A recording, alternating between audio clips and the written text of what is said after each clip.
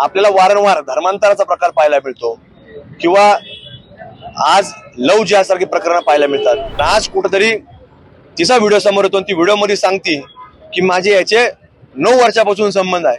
आता 9 वर्षापासून म्हणल्यानंतर तिचं वय त्यावेळेस 10 वर्ष होतं, म्हणजे तो गुन्हा जो झालेला आहे तो ती म्हणजे छोटी असल्यापासून झालेला आहे। त्यामुळे तो कायदा पोस्को अंतर्गत वर्ग व्हावा, लव जिहाद कायदा झाला पाहिजे करता 7-8 वर्ष झाले आमच्यासारखे अनेक शेकडो कार्यकर्ते संघर्ष करतात। लव जिहाद प्रकरणी कारण आज भिगवण नंतर दौंड आणि बारामती देखील बंदची हाक देण्यात आलेली आहे।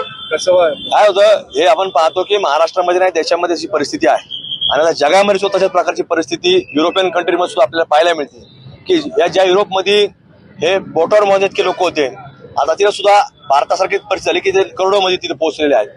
तर कोणी पोहोचण्यामध्ये हरकत नाही, पण तिथं जो काही आपल्याला वारंवार धर्मांतराचा प्रकार पाहायला मिळतो किंवा आज लव जिहाद सारखी प्रकरणं पाहायला मिळतात की भिगवण मध्ये जो प्रकार घडला की त्या मुलीचा व्हिडिओ समोर आला, 19 वर्षाची मुलगी, म्हणजे तिला कुठतरी 18 वर्ष पूर्ण झाल्यानंतर तिला लग्न करण्यात आलं, एखाद्या इतर धर्मावर लग्न करण्यात आलं, ती हिंदू धनगर समाजातली मुलगी, पण आज कुठतरी तिचा व्हिडिओ समोर येतो, ती व्हिडिओ मध्ये सांगते की माझे याचे 9 वर्षापासून संबंध आहे।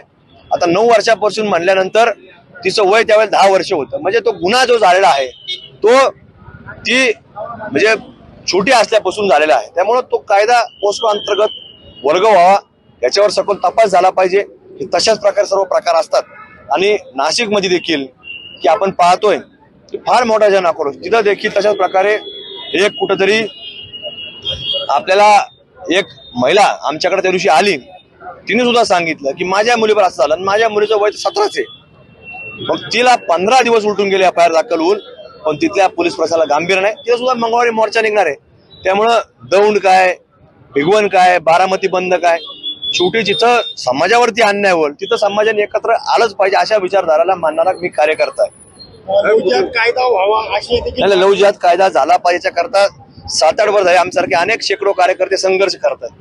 लेखी स्वरूपाचे निवेदन आम्ही शेकडो वेळा दिलेले आहे, पण ते अजून झालेलं नाही। आमची मागणी आहे की तो लवकर होईल, अपेक्षा आहे, म्हणजे मागणी आता पण या अधिवेशनामध्ये राहणार आहे की लवकर करावा आणि तो होईल अशी आम्हाला खात्रीने विश्वास आहे।